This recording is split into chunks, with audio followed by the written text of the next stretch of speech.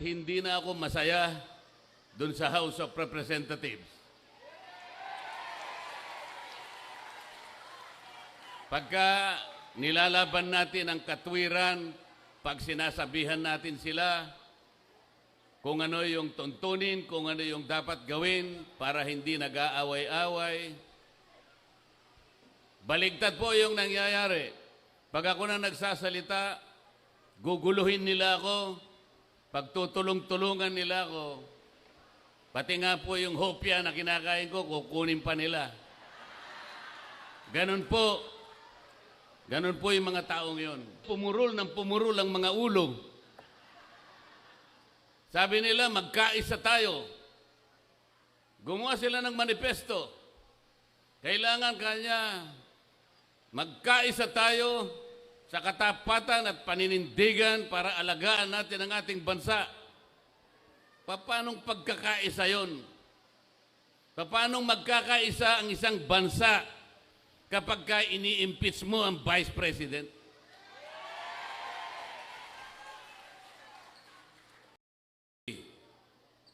Nagpapanggap. Nagbabalat kayo. Ano po yung nagpapanggap sa Bisaya para ma-emphasis? Ha? Nagpakaroon ingnon. Oh, yun. Translator ko ha? Sabi ko, pagtulungan natin, napakaraming problema ng bansa natin. Ang kuryente, napakataas ang kuryente sa bansang ito. 10 bills, power bills ang ipinail ko. Wala kahit isa ang dininig sa committee. Paano po puro quadcom na lang? Lahat ng panahon, lahat ng atensyon binigay lahat sa quadcom. Wala nang panahon para dinggin yung mga panukalang batas na makakabuti sa tao. Ano po ba ang layunin ng ating batas sa kuryente na ginawa 23 years ago? What is the objective of that law that was enacted in 2001 or 23 years ago? To ensure the delivery of quality and reliable and affordable rates of electricity in this country. So pag sinabi mong secure and reliable, walang brownout. Pag sinabi mong affordable, abot kaya. Abot kaya. Sa Bisaya, barato. O yan, nakita nyo naman. Hindi mo alam yon, Senador Philip Salvador. Yun ang pangunahing layunin. Pero hanggang ngayon, after 23 years, abot kaya ang kuryente, abot langit. Tinanggal nila ako sa Committee on Energy. Pag sinasabi ko, walang hustisya ang ginagawa natin, you are not following the rule of law. Tinanggal nila ako sa Justice Committee. Kasi i-impeach nila yung Vice President.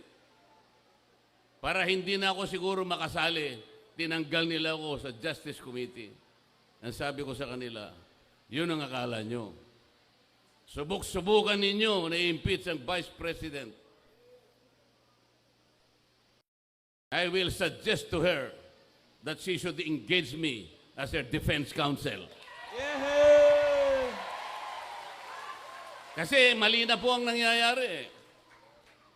Wala nang hustisya. Sabi ko sa kanila, bakit ninyo sinusuri ang confidential funds ng Office of the Vice President? Why? If you are honest in trying to enact a particular law, kasi po, inquiry in aid of legislation. There are more than 400 offices and agencies of government, beneficiaries of confidential funds. They were also notified by the COA. Meron silang audit observation memo. Bakit yung opisina lang ng Vice President ang ating iniimbestigahan kung talagang hindi kayo namumulitika? 400 offices Ayaw niyong imbestigahan. Only the office of the Vice President. Politika po ito. Pangalawa, sabi ko, yung pag-audit, yung pag-examine ng mga papel, ng mga reports about public expenditures, ito po'y trabaho ng COA. There is only one office. There is no other office mandated to audit and examine expenditures of public funds. Only the Commission on Audit. Ang sabi ko, bakit po natin ginagawa ang trabaho ng COA? Kayo naman, Commission on Audit, bakit nyo sinurrender ang inyong tungkulin? Meron pong problema dito, sabi ko. Nilalabag natin ang saligang batas. What was delegated can no longer be delegated. Kaya lang po pag ako nagsasalita ng ganito, pinapaalala ko sa kanila, tinuturuan ko sila, ang pinasasagot nila sa akin, yung mga magugulo. Guguluhin nila ako. Hindi sila makikipagdebate. Ang gagawin nila, manggugulo lang. Pagkatapos, papatayin nila yung aking mic. Papatayin nila. Ganito po ang nangyayari sa ating bansa.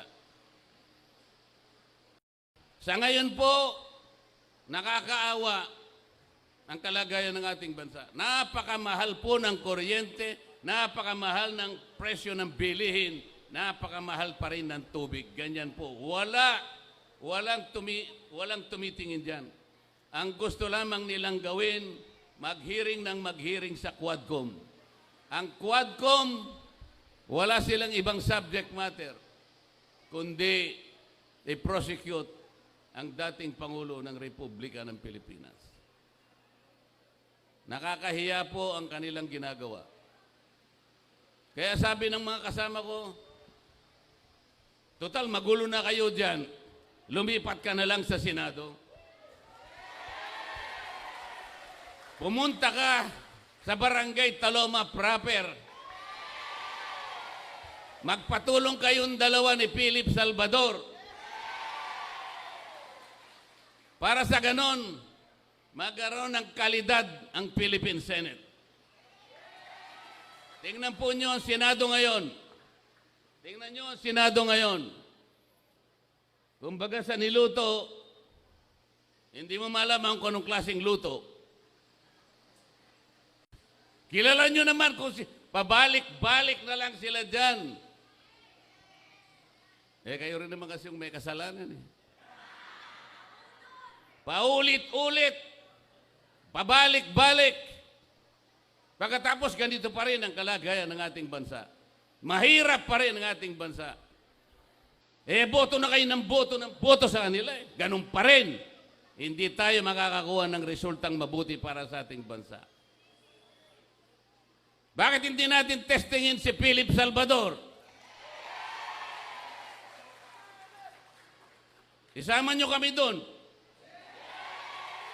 Kahit hindi mo malaman kung anong klaseng niluto ang Philippine Senate. Sabi nila sa akin, paano, isasama mo ako dyan. Hindi pala magkakapareho yung sahog, hindi magkakasama yung sangkap. Hindi natin alam kung anong lasa niyan. Tapos ilalagay mo pa ako dyan, isasama mo pa ako dyan. Hindi po kanya, ganito po ang gagawin natin. Dahil nga hindi natin maintindihan kung anong klaseng luto na yung Philippine Senate, kayo po ay ilalagay natin dyan para po magsilbi kayong magic sarap. Baka po sa lasa, magkaroon man lang ng lasa yung luto na yan, baka magkaroon tayo ng pag-asa. Tingnan po ninyo yung corruption dito sa bansang ito. Yung corruption, nalulunod na tayo sa corruption. Magkano ang ginagasta ng ating bansa araw-araw? Magkano? How much does this country spend every day? Do you have an idea? 15.8 billion pesos every day. Magkano naman ang ating kinikita araw-araw? 11.7 billion pesos.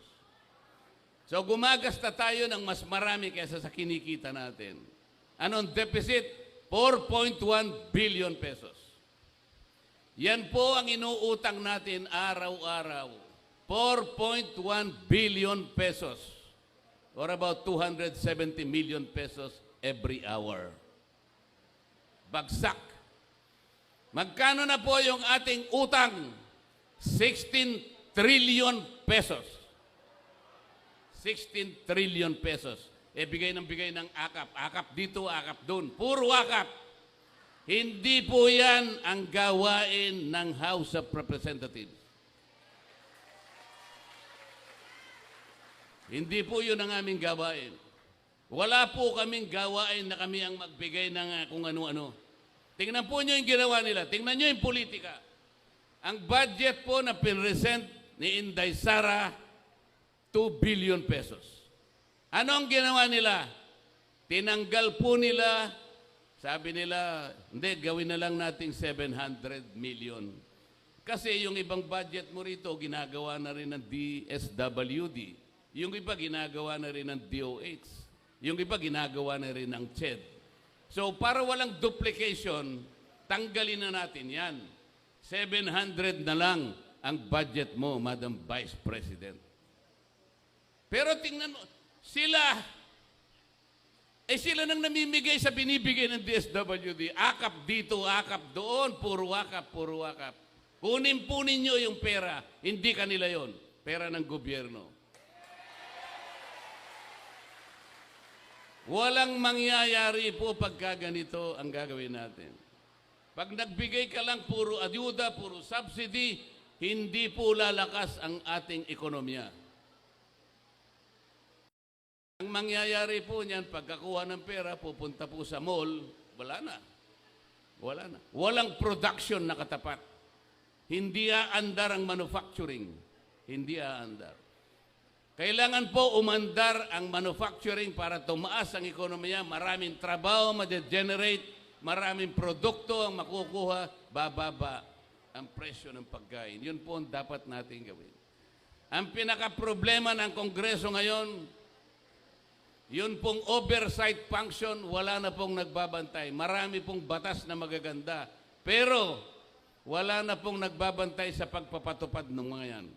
Katulad po ng sinabi ko sa kuryente, 23 years ago, dapat mababa ang kuryente. After 23 years, mataas pa rin ang kuryente. Tingnan po nyo yung mga barangay. Ilan ang barangay sa buong Pilipinas? Ilang bilang po?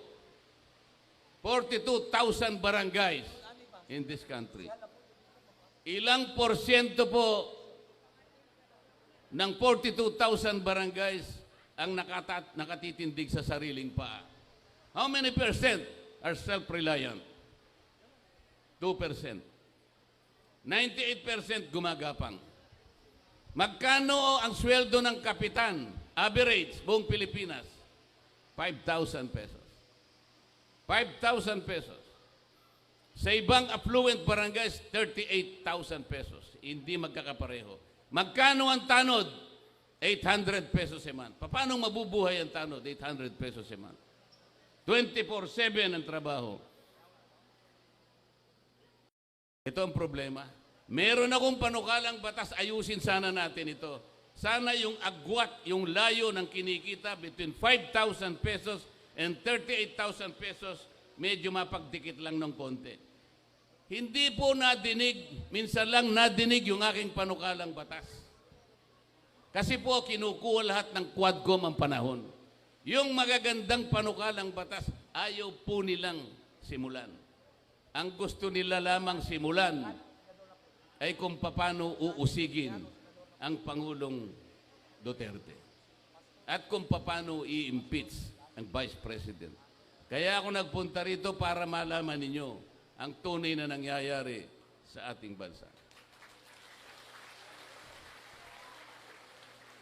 Pagtulungan po natin, wag ko yung mawawala ng pag-asa. Sabi ko nga po sa inyo, kahit mahirap, kahit mahaba ang laban, wag po tayong matatakot. Alam ko po yung mga tao dito sa barangay Taloma proper ay matatapang din, kagaya ng Vice President.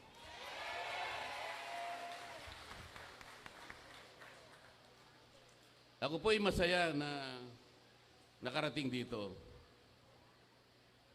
Sabi ko nga po sa inyo, ayokong mag-video greet. Gusto ko makita ko kayo ng personal. At gusto kong sabihin ng personal, gikan sa akong kasing-kasing. Gihigugma ko kamong tanan. Maraming salamat po. Thank you.